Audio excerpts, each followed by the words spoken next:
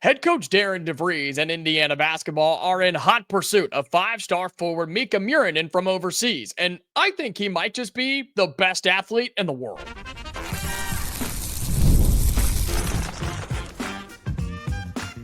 You are Locked On Hoosiers, your daily podcast on the Indiana Hoosiers. Part of the Locked On Podcast Network, your team every day.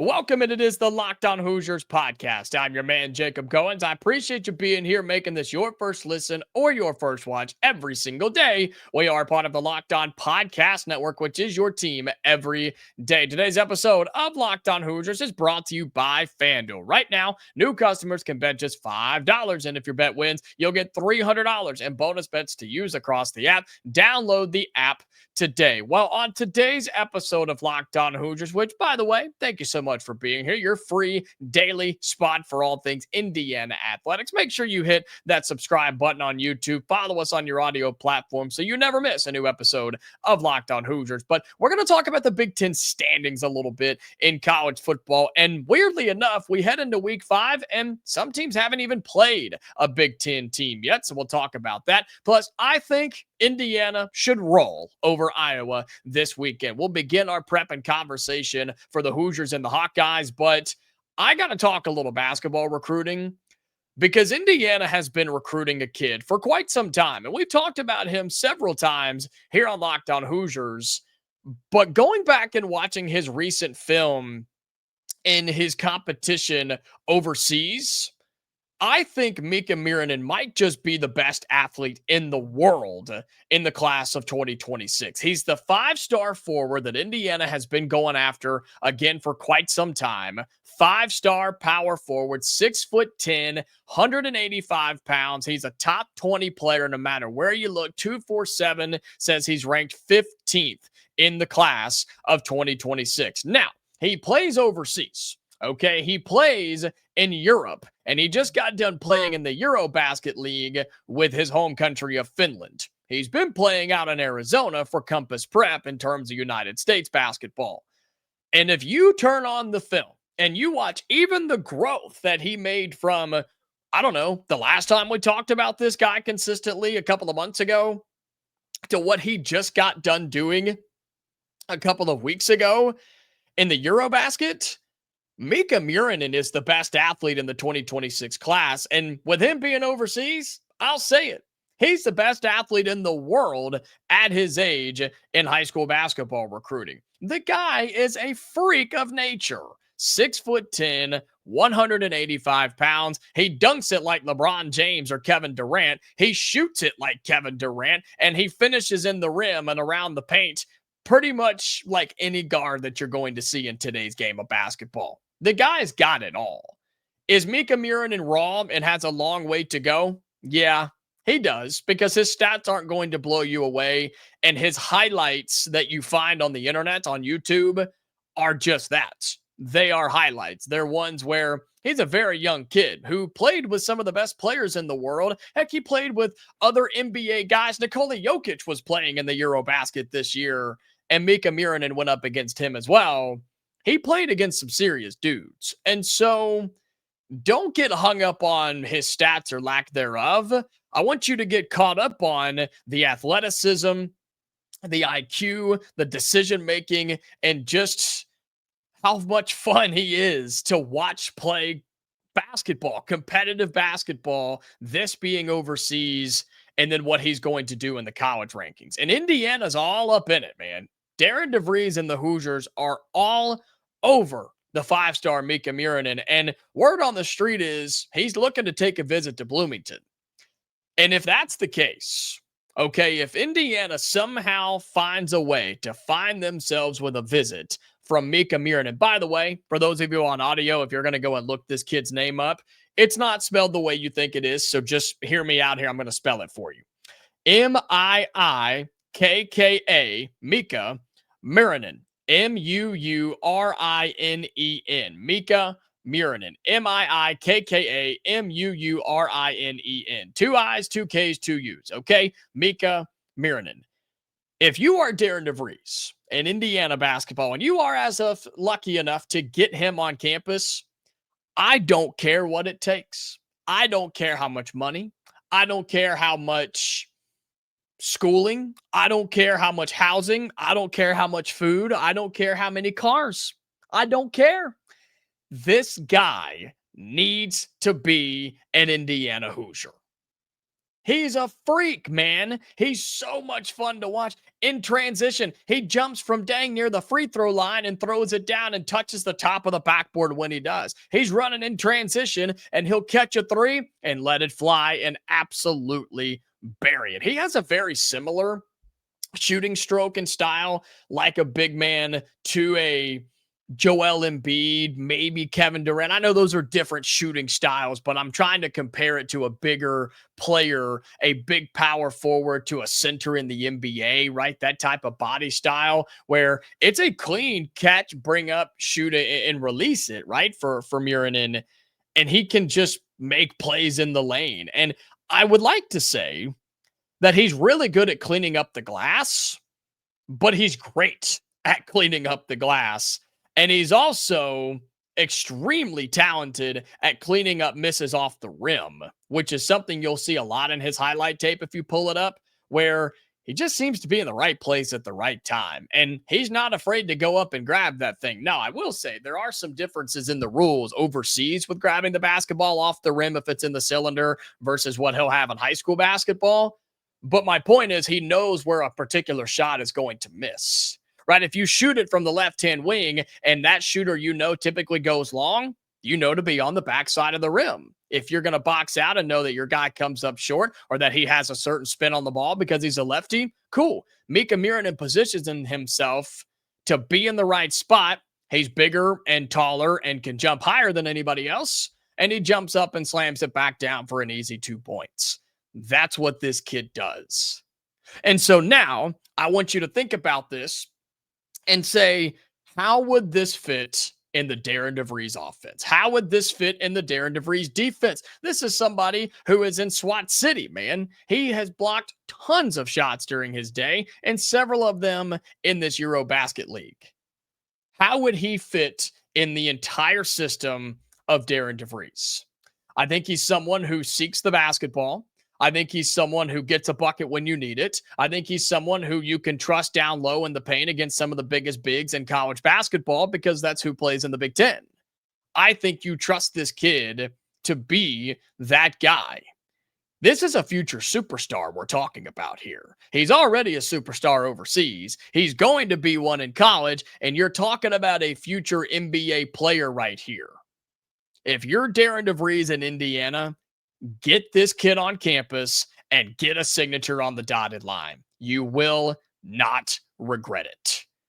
Indiana's in the mix. I think Arkansas is in there too with Coach Cal. I think Mark Pope and Kentucky are in this one as well. And we know how difficult it is to go up against those two guys. You're talking about one of the greatest recruiters we've ever seen in for high school basketball recruiting to college, and Coach Cal. And Mark Pope's already made his presence felt in his very short time in Lexington. So it's an uphill battle, but I'm telling you, whatever you got to do to get Miikka Muurinen to be an Indiana Hoosier, do it because it's worth it. Because I think he might just be the greatest athlete we've seen in a long, long time. All right, coming up here on Locked On Hoosiers, we're going to flip over to football because let's just call it like it is. Indiana should absolutely roll over Iowa on Saturday on the football field. We tell you why coming up next. Today's episode of Locked On Hoosiers is brought to you by Mazda. Mazda crafts cars for those who do more than simply move. Mazda delivers confidence with every ride with more IIHS Top Safety Pick Plus awards than anyone else as of August of 2025. From footwork to breathwork, athletes sweat all of the details. Mazda brings this same intention to how we craft every model. And with all-wheel drive standard in every crossover SUV, you can drive with confidence through almost any season. Like our players, we sweat every detail because when you make every move count, impossible becomes irrelevant. Mazda, you can move and be moved. Check them out on their website at Mazda.com. Today's episode of Locked On Hoosiers is brought to you by Monarch Money. Most people can't name all their financial accounts or even what they are worth, whether it's 401ks, some property that you may have, or your investments that you completely forgot about. And when you don't have the full picture, you can end up leaving money on the table, which is not cool. That's where Monarch Money comes in. It's an all-in-one personal finance tool that brings your entire financial life together in one clean, easy-to-use interface on your laptop or on your phone. Monarch is built for people with busy lives. If you've put off organizing your finances, and I'm sure most of you have, I'm in the same boat, Monarch is for you. Monarch does the heavy lifting for you. You can link all your accounts in minutes, see clear data visuals, get smart categorization of your spending, and finally feel in control of your money without ever touching a spreadsheet.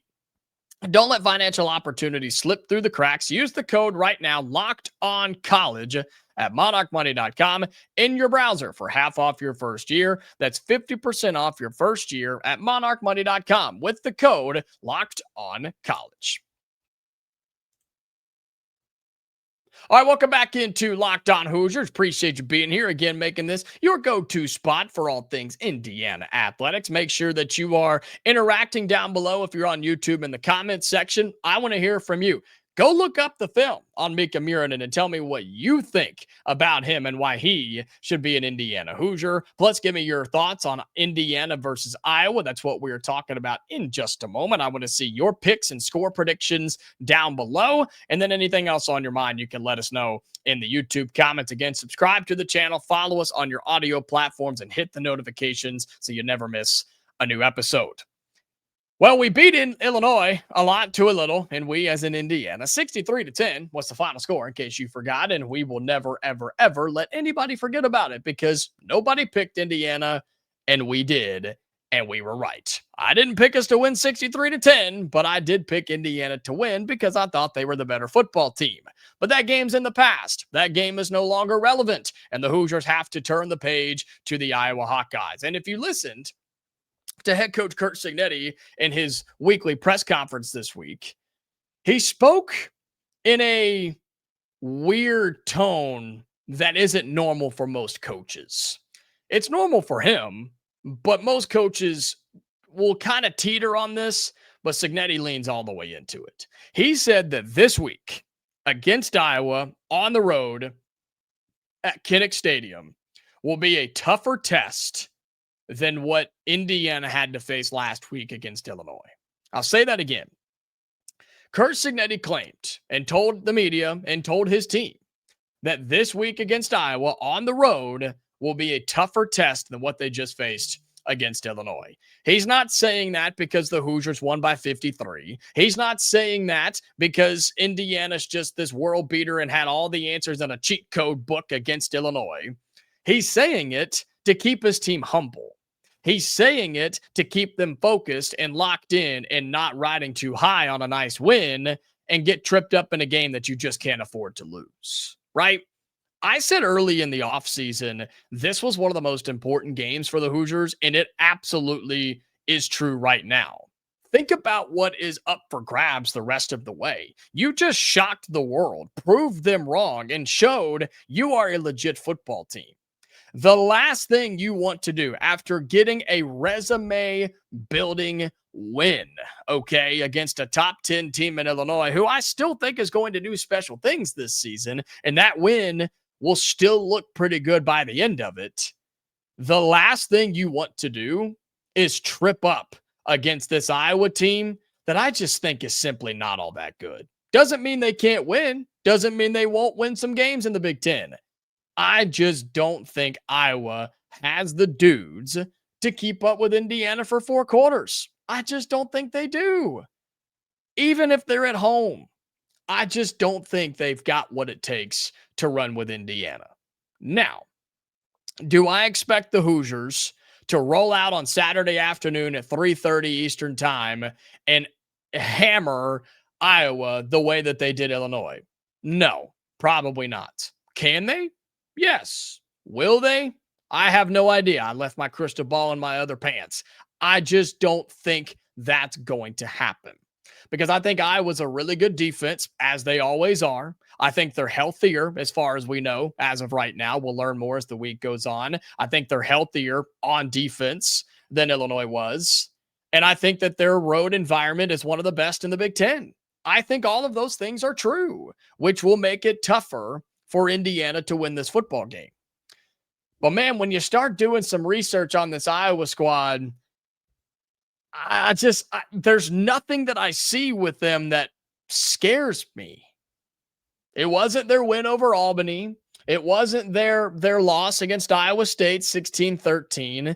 It wasn't a 47-7 win over Massachusetts where Gronowski throws for 179. And it wasn't a comeback victory over Rutgers last week. I'm just not impressed. Rutgers is not all that good. I don't care that they were 3-0. They were 3-0 like Indiana was, where they didn't beat anybody. Except Indiana's actually good and then proved that they were good, and Rutgers proved that they're not all that good. Iowa's fine. Their trenches are legit, and their defense is good. But Curt Cignetti gave you just a little bit of a hint this week that Indiana knows what's coming. He said Iowa's been running the same defense forever with some tweaks and some kinks and some changes here and there, but they've been running the same defense for forever. Curt Cignetti's been around the game a long time, ladies and gentlemen. He's going to have his team ready to go, especially on the offensive side of the football, where you're coming off a game of 63 points. Yes, I know you had a special teams touchdown in there as well, but an offense that can put up 400 to 500 yards pretty much whenever it wants to. Indiana should roll in this game, and especially for 4 quarters. Could it be close first or second quarter at the half? Yeah, I think it probably will. But Indiana is deeper than Iowa. Indiana's more talented than Iowa. Indiana is better coached than Iowa. There's no reason to lose this football game. If it's close and you got to squeak out with a win, so be it. It's your first road game of the season. I get it. You're coming off an emotional high after beating Illinois. Sure, makes total sense. But I seem to remember when Indiana went on their first road trip last year, right? And there were a lot of people saying, ain't no way, man. Ain't no way Indiana can go on the road. First game of the year, ain't no way that they can go on the road and win their opener, right? Their first game in Big Ten play a year ago was on the road in the Rose Bowl at UCLA. Do you remember what the final score was? It was 42-13. Indiana announced their presence to the college football world last year when they went on the road and just picked apart that UCLA team. I know UCLA is not that good. I know the Rose Bowl atmosphere is non-existent, and it's nothing compared to what the Hoosiers are going to play in this Saturday. Don't yell at me. I know. But what has Curt Cignetti showed you that Indiana can't get this thing done? I don't think Iowa scores more than 21 points in this game if they're lucky. And I think Indiana puts up 30 plus. I really think it's the blowout that you expect it to be. And it really is just waiting to happen. As of this recording, this coming out on Wednesday, we're recording Tuesday night. The line is back down to 7.5 for the Indiana Hoosiers. Hammer it. Hammer it. I said hammer it at 6.5. I'm saying hammer it at 7.5. Even if it gets up to 8.5, do it. Go to our friends at FanDuel and sprinkle a little something on there. Indiana's winning this game. Dude, I'm telling you, Fernando Mendoza is going to look like a Heisman favorite in this game. Oh, that's right. It's because he is a Heisman favorite. And Gronowski's not moving the football on Indiana's defense. What does Iowa do? They run. They run the ball. And Indiana's one of the best rushing defense in the country. And when Iowa gets down, they're not built to come back against good teams. It's plain and simple. And that's going to be the case this weekend. We're going to talk more about Iowa. And we're going to do our Big Ten crossover with our friend Zach Seiko of Locked On Nittany Lions this week. And we'll do our Big Ten squad. And we're going to have a crossover with Trent Condon of Locked On Hawkeyes on Friday too. I just don't see anything that convinces me that Iowa can hang here. And maybe I'm wrong and maybe I'm overlooking something. But at first look, I think Indiana's going to absolutely roll against Iowa on Saturday. All right, coming up in our final segment here on Locked On Hoosiers, we're going to take a look at the Big Ten as a whole and the current Big Ten standings and why they might just be a little skewed here early in the season. We talk about that coming up next here on the Locked On Hoosiers podcast. Today's episode of Locked On Hoosiers is brought to you by FanDuel. We were just talking about FanDuel. How convenient is that? The NFL season is here, and FanDuel is making sure you're ready for kickoff with a can't-miss offer. Right now, new customers can bet just $5, and if your bet wins, you'll get $300 in bonus bets to use across the app. And so, look, if you're a Thursday night football guy, find a game, find a player, find a team, and get in on some of the action. If you want to bet on college football again, I'm telling you, Indiana's the bet this weekend, man. And I don't hate Washington plus 8.5 against Ohio State. I'm just saying you can get in on that or all the fun on a Sunday afternoon or even a Monday night for the NFL. So are you ready to play? Download the FanDuel app right now by visiting FanDuel.com to get started. That's FanDuel.com to place your first $5 bet today. All right, final segment here on Locked On Hoosiers. Again, this is your daily spot for all things Indiana athletics. So thank you so much for being here. We cover the Indiana Hoosiers 5 days a week. That's right. We're covering football, basketball, recruiting, and having a ton of fun while we do so. And I want to take a look at the Big Ten standings right now, but I'm going to go ahead and tell you they are skewed, okay? Because weirdly enough, when you pull up the Big Ten standings, you see a team like USC at the top who's 2-0. You see a team at the bottom like Northwestern or Wisconsin or Purdue who's 0-1 in the conference. Then there's a couple of teams in there in the middle that are 0-0. That's right. We're going into week 4 of the college football season, and you've got several teams in the Big Ten who have yet to play a conference game. Ohio State, Penn State, Washington, Minnesota, and UCLA. 5 teams in the Big Ten have yet to play a game against another Big Ten school. That will change this weekend, and then we're really off to the races. So that will give us a much better idea of where we stand. I looked at that, and I truly couldn't believe that many teams had yet to play a Big Ten team. Look at somebody like Penn State. They played their 3 cupcake non-conference games, right? People yelled at Indiana, but Penn State deserves just as much crap, if not more. They played Nevada, FIU, and Villanova, and they said, man, that was tough. All right, let's take a bye week. And they did. They had a bye, and now they had a whole extra week to prepare for Oregon this weekend. Probably smart if we're being honest, but I don't know. It just seems kind of odd to me. Ohio State did the same thing. They got Washington this week, which they at least opened with Texas, so that's respectful. I don't know what the heck Minnesota's been up to. Oh, that's right. Losing games on the road to California, of all teams. I mean, kind of gross when you look at it, but USC's at the top 2-0. Your Indiana Hoosiers are 1-0. Maryland's 1-0 in the Big Ten. Kind of surprising, but they pulled it off. Oregon, Iowa, Michigan, all 1-0, right? And there's a bunch of teams at the bottom who are 0-1. Illinois, Michigan State, Nebraska, Rutgers, Purdue, Wisconsin, Northwestern. But I'm not saying to get caught up on this at all. It's so early. We have so much football to still be played. And that's the one thing about the Big Ten is you pretty much get your non-conference games taken care of early, and then you hit the gauntlet of Big Ten play. You hit your conference schedule, and you really don't look back. And that's exactly what Indiana's going to do, right? You're off and running. You played your 3 games. You're done. It's Big Ten play from here until the end, which is why we've talked about, and I was just saying in the previous segment, how important this game is against Iowa. You can't afford a trip up here because guess what? You still have to go to Oregon and to Penn State. And I'm sorry, I'm a realist here. You're not winning both of those. You're trying to steal one of those, right? But given that you've already beaten Illinois, and if you're able to steal one of those on the road, man, you don't want to give any ammunition to the college football playoff and be like, yeah, but they lost to Iowa, who ended up being 7-5 or whatever they'll end up being, or Michigan State, or my God, let UCLA come in and beat you or something crazy. You know what I mean? Like, you just can't afford to do that. And when you start talking Big Ten standings, yes, they matter, but it's all about your resume. Making it to the Big Ten championship game doesn't mean nearly what it used to back in the day, right? You had two teams make it to the conference championship game. The winner of that had a chance to make it to the BCS national title. All right, cool.